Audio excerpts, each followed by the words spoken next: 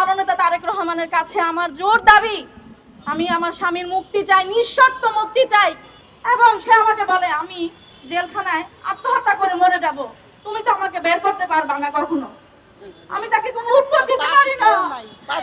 কেন পারি না?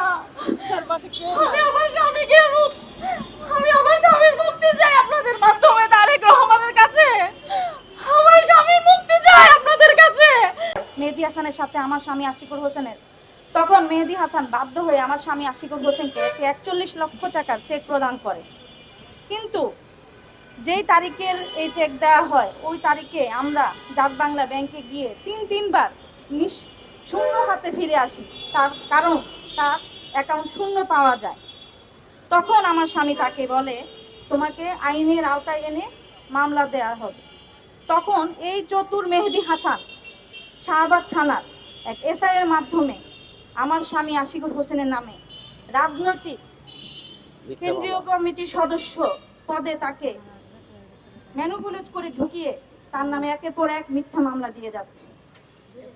আমার স্বামী আশিকুর হোসেন দীর্ঘ 1 বছর যাবৎ কারাগারে বন্দী রয়েছেন, যার ফলে আমি আইন ও আদালতের পিছনে ছুটতে আমি আজ ক্লান্ত ও নিঃস্ব।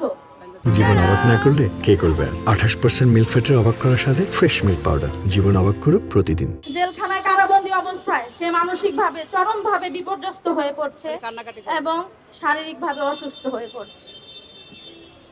আমি আমাদের নতুন সরকার জননেতা তারেক রহমানের কাছে বিনীত অনুরোধ, আকুল আবেদন ভাবে জানাচ্ছি আমার স্বামী আশিকুর হোসেনের নিঃশর্ত মুক্তি ব্যাপারে উনি সদয় হস্তক্ষেপ করুক,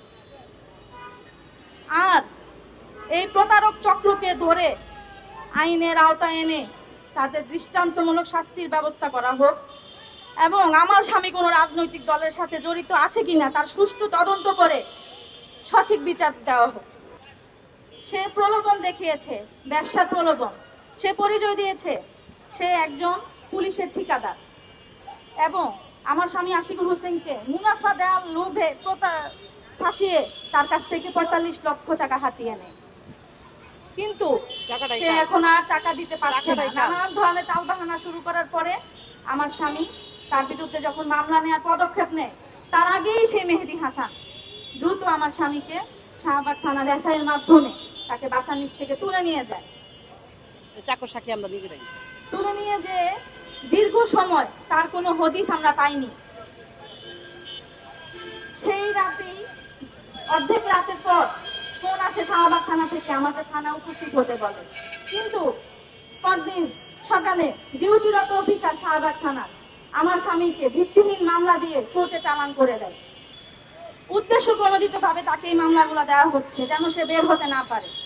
এবং এই মেহেদী হাসান নানানভাবে নানান মানুষের মাধ্যমে আমাকে হুমকি দিচ্ছে যে আশিকুর হোসেন আমার স্বামীকে আমি কখনো জেলখানা থেকে বের করতে পারবো না, তাকে সে জীবিত জেলখানায় ঢুকিয়েছে, আমি নাকি তার লাশ বের করতে পারবো, আমি নাকি যত চেষ্টাই করি তাকে কোনোভাবেই বের করতে পারবো না।